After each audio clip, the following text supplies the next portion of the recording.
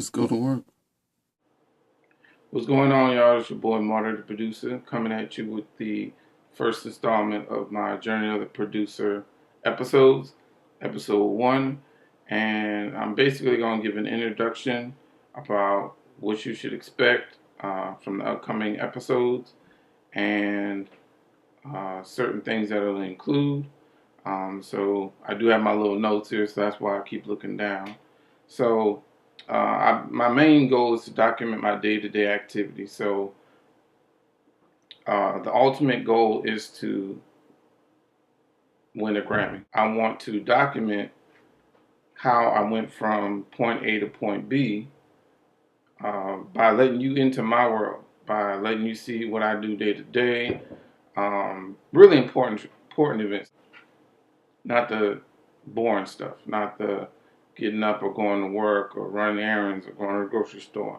So certain things that keep me motivated, that keep me inspired, things I like to do. You'll get to know me a little better. And the reason why I'm doing this is because when I first got serious about producing, um, I basically did research on producers to see what they did and how they got from where they started to where they ended up. Basically, they left a trail of breadcrumbs, so to speak, indicating how they got from starting from one spot to the success that they achieved. So this is my version of leaving breadcrumbs for the next generation of producers who are going to come up and want to know how to get started, want to know how to eventually get to a Grammy, where that's my goal, to get to a Grammy. Once again, document my day-to-day activities. I will do beat videos. I'm going to do music and album reviews. I'm also going to do movie reviews. I'm not just one-sided with just producing music. I am interested in movies and soundtracks. So I will be reviewing movies and things like that. I'll introduce new equipment that I obtain, and new equipment that's coming out that I'll probably give a suggestion on. And also, I will do song tutorials. So maybe your favorite song, you want to know how to play it on the piano. I can give you the basics on how to play it on the piano. So that's what these episodes will entail. I'm excited because you get to take the ride along with me. I get to hear your feedback and your comments and what you want to see and what you like and what you don't like. And basically, that helps me to make improvements. So, where I'm going to get started is actually at what point I decided that producing is what I wanted to do. I'm going to be honest with you, I didn't just wake up and say, hey, I want to be a producer. I didn't know what producing was, or what a producer was. So I grew up in the 80s, and I grew up on 80s music. So Michael Jackson, Prince were two of my main influences growing up. I remember being young, my mom playing Jackson 5 records, and my cousin constantly playing Michael Jackson music. So I was aware of a lot of R&B. We actually weren't allowed to listen to rap. Me and my siblings, my grandmother didn't play that. My grandma basically raised us, but my mom and my grandmother kind of kept us sheltered. So we didn't really get to listen to rap. Anything that had cursing in it, we just couldn't listen to. I want to say the first rap CD or tape, or it was taped at that point. First tape that we obtained was Crisscross. And I think it was the idea of young kids and they weren't cursing. So that was like the first purchase of rap that we were able to make. But, we would obviously sneak and listen to rap. We would have friends at school and they would play it, so we get to listen to it. But we knew not to come home and sing the lyrics, and not to get caught listening to it. So I didn't have a lot of rap influence growing up. But like I said, Crisscross was the first introduction. So I'm going to start my story from the very, very beginning and then kind of take you along the ride here. So let me just go to my notes. The first thing I want to say is you'll find out that, and this is probably across the board with most producers, um, life prepared them to get to where they were indirectly. They probably saw it after the fact saying, hey, I got to this point, but had I not gone through these specific events, I wouldn't have known what to do in this position, or I wouldn't have been prepared for this position. As you go on and go through experiences and experience different things, it'll prepare you for that point in that moment in time when you have to do something. You'll think back and realize, hey, I went through this experience, so it prepared me for what I'm going through right now. And you'll see in my story how that happened, how indirectly I was prepared to be a producer, not knowing what a producer was. I started playing at the age of 12. I was in sixth grade at the age of 12. And prior to playing, I didn't know anything about a piano. I knew obviously what music was. No one in my family really played any instruments. None of my siblings at the time. And my grandmother sung, my mom sung, but I can't sing. I can't sing. I'm not a singer. None of my siblings are really singers.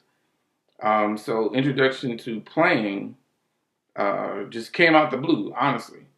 I remember I used to live in California at one point. I was born in New Orleans, moved to California, and then moved back to New Orleans. So I think the last Christmas that we spent in California, I believe I was 11, my older brother got a Michael Jackson keyboard for Christmas. And I remember when he opened it, I was excited because I liked it. I don't know why. I think just because it has Michael Jackson on it. I don't know. But he liked it, but he rarely played with it.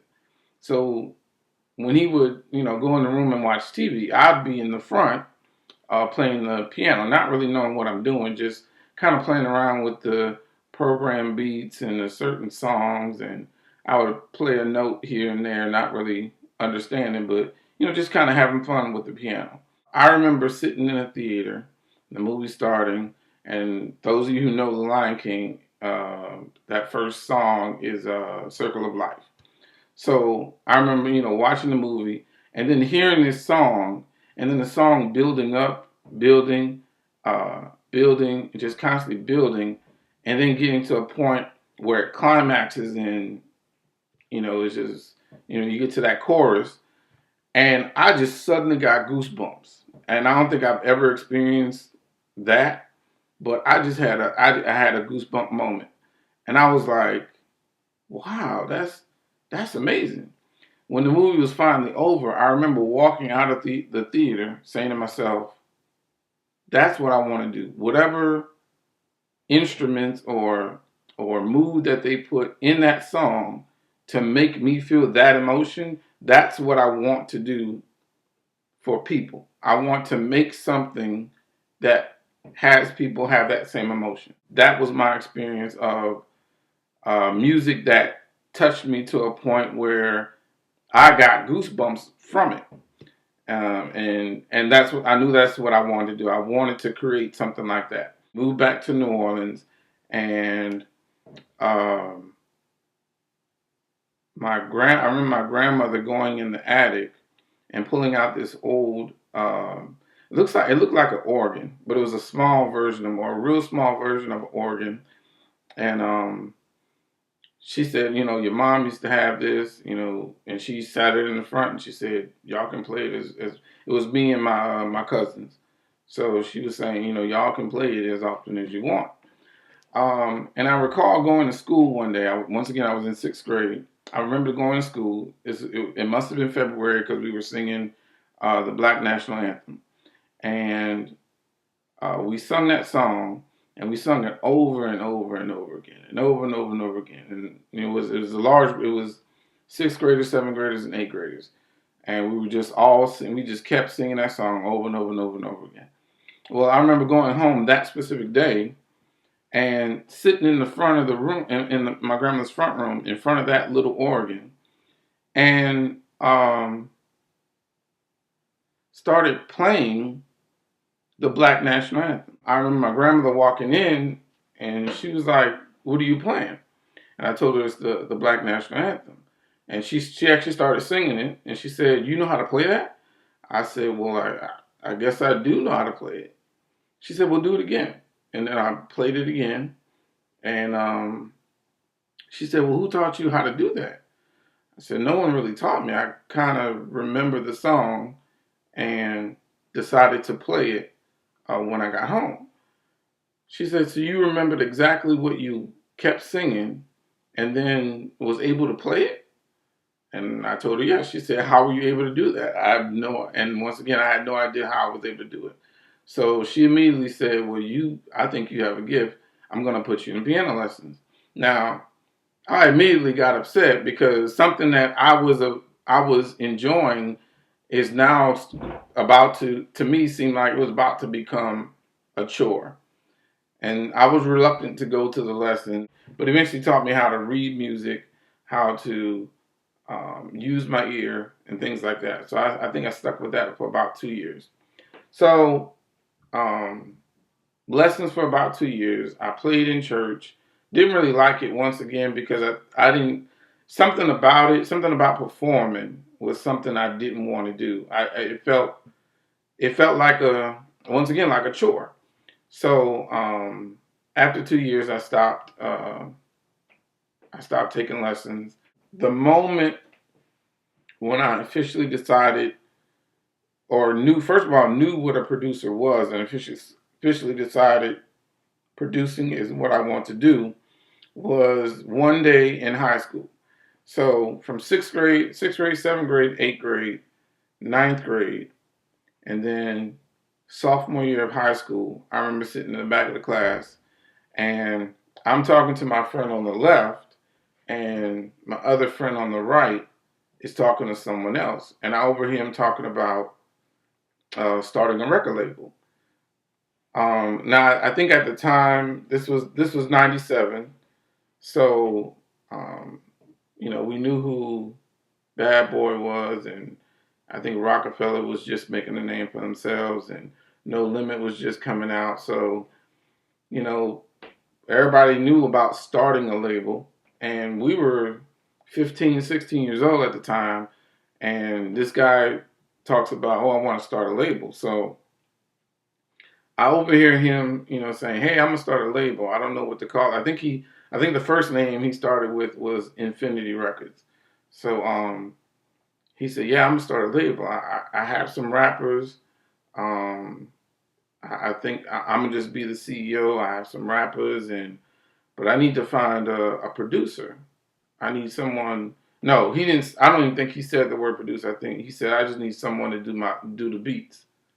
And I turned to him and just kind of listened in on the conversation. He said, "Yeah, I need somebody to do the beats. I don't think I know how to do beats. I don't really play." He said, "I probably need to find someone who plays piano." And I told him, "Hey, I actually know how to play the piano." I said, I don't know technically how to make a beat. I've never made a beat." I said, "But I guess me knowing how to play piano could help you out." He found a studio. He started going to the studio. He went, the initial time he went without me. And they he went and two rappers went. And he came back the next day, or he went to the studio on a Saturday, and he came back on a Monday, and he had a tape for me. He said, "Hey, listen to this." So I took it home, I listened to it, and I immediately called him, and I said, "Who did this music?" He said, "I did it, but I had the help of the engineer who kind of showed me what to do." Now the music wasn't all that great, but it was a simple drum beat and maybe a piano, and then a couple breakdowns. And he said, the engineer kind of helped me out on uh, on the track on the beat part. And I thought to myself, okay, if he doesn't know the piano and can do this, then me knowing the piano would definitely help out. I said, well, I'm coming to the studio next week. So next week came, and I think I showed up a little late. So all the rappers, there was two rappers, and there was actually another gentleman working on the beat, and he was like, "Yeah, all right, we're gonna get started now." And I had no clue what to do. There was a big old keyboard in front of me, and I told the engineer, I said, "Hey, I know how to play.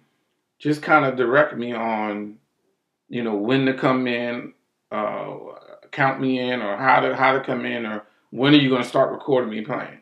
Knowing that I was going to the studio, I had a melody in my head. So he started me off, and I played the melody. Within about 30 minutes, uh, we had a complete beat.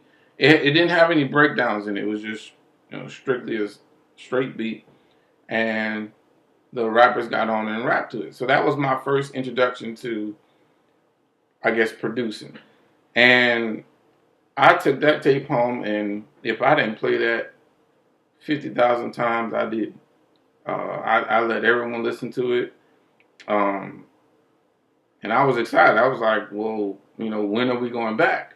He really couldn't afford this. The gentleman who started the label really couldn't afford the studio, so it was basically once a month. Sometimes it was once every 2 months. It's whenever he could, scrounge up some money or borrow some money to get some studio time.